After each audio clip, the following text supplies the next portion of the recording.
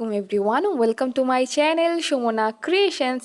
তো আজকে দেখতেই পাচ্ছেন আমি ছোট্ট একটা ক্যানভাস নিলাম। তো এরকম ক্যানভাসে আমি কালো কালার আগে ইউজ করে ক্যানভাসের ব্যাকগ্রাউন্ডটা কালো করে নিলাম। তো এখানে আমি ইউজ করেছি অ্যাক্রোলিকের সানফ্লাওয়ার কিটের কালো রঙটা। তো আপনারা অ্যাক্রোলিক যে কোনো কালারই ইউজ করতে পারবেন।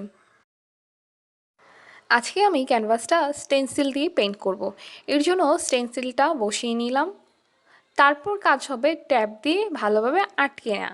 তো মাস্কিং টেপ এখানে ইউজ করছি।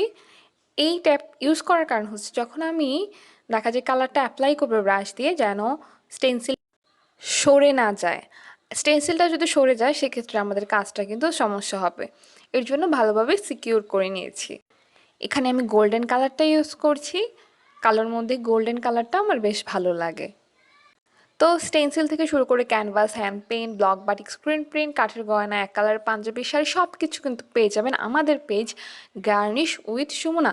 এছাড়া আমার যে চ্যানেলের নাম সুমনা ক্রিয়েশনস, ওই নামেও কিন্তু ফেসবুকে পেজ পেয়ে যাবেন। ডিসক্রিপশনে আমাদের পেজের লিঙ্ক, এছাড়া ফোন নাম্বার, হোয়াটসঅ্যাপ অ্যাকাউন্টের সব কিছু দেওয়া থাকবে। তো আমাদের কাজ শেষ, এখন আমি ট্যাবগুলো উঠিয়ে নিচ্ছি। রেজাল্ট তো দেখতেই পারবেন।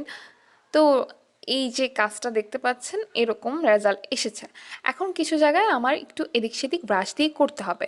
এর কারণ হচ্ছে আমাদের যে স্টেন্সিলের কাজ করার সময় কিছু জায়গা দেখা যায় আমাদের ভুলবশত এরকম হয়।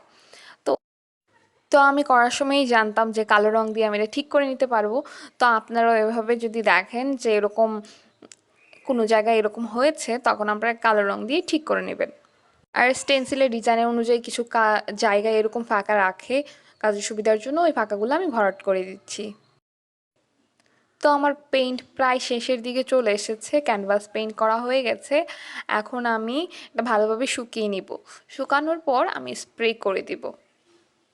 তো স্প্রে করার পর দেখা যায় একটু রোদে রেখে কতক্ষণ পর ক্যানভাসটা শুকিয়ে যাবে। তো দেখতেই পাচ্ছেন আমার ক্যানভাস পেইন্ট করা কিন্তু শেষ। তো চ্যানেলে নতুন হলে চ্যানেলটাকে সাবস্ক্রাইব করবেন, বেল আইকনে ক্লিক করে দিবেন। আল্লাহ হাফেজ।